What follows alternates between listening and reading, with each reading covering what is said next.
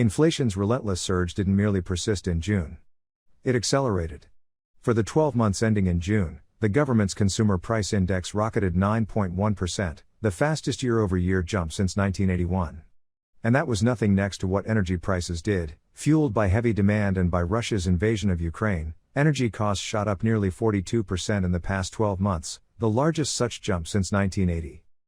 Even if you toss out food and energy prices, which are notoriously volatile and have driven much of the price spike, so-called core inflation soared 5.9% over the past year.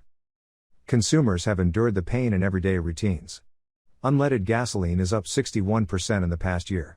Men's suits, jackets and coats, 25%, airline tickets, 34%.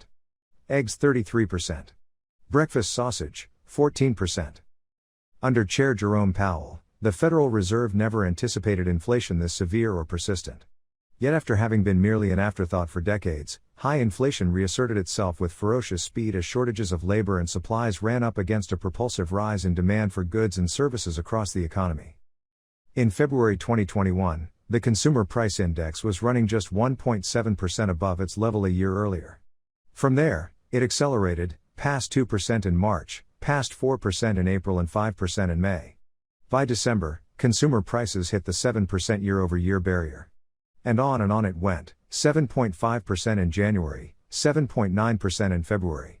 And the increases have topped 8% every month since March. The United States has endured worse inflation before, but not in many decades. The post-World War II inflation peak reached nearly 20% in 1947, a result of the lifting of wartime price curbs, supply shortages and pent-up consumer demand.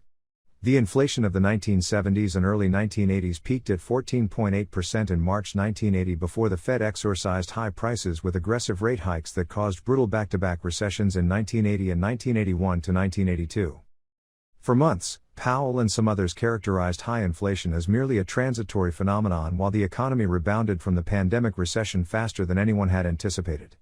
No longer. Now, most economists expect inflation to remain painfully elevated well after this year, with demand outstripping supplies in numerous areas of the economy. So the Fed has radically changed course by imposing a succession of large rate hikes. The central bank is making a high-risk bet that it can slow the economy enough to rein in inflation without weakening it so much as to trigger a recession. The overall economy looks healthy for now, with a robust job market and extremely low unemployment. But many economists warn that the Fed's steady credit tightening will likely cause a downturn. How long will it last? No one knows for sure. Elevated consumer price inflation could endure as long as companies struggle to keep up with consumers' demand for goods and services.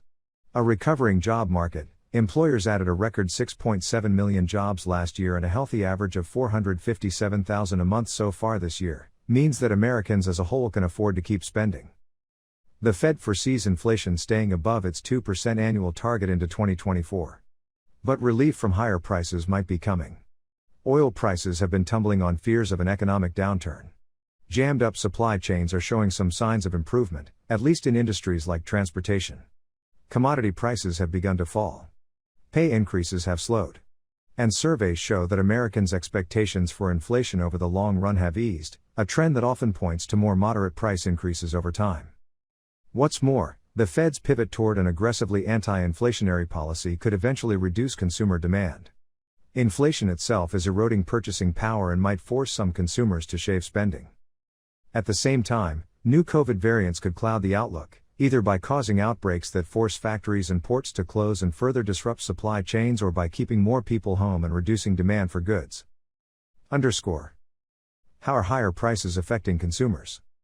The strong job market is boosting workers' pay, though not enough to offset higher prices.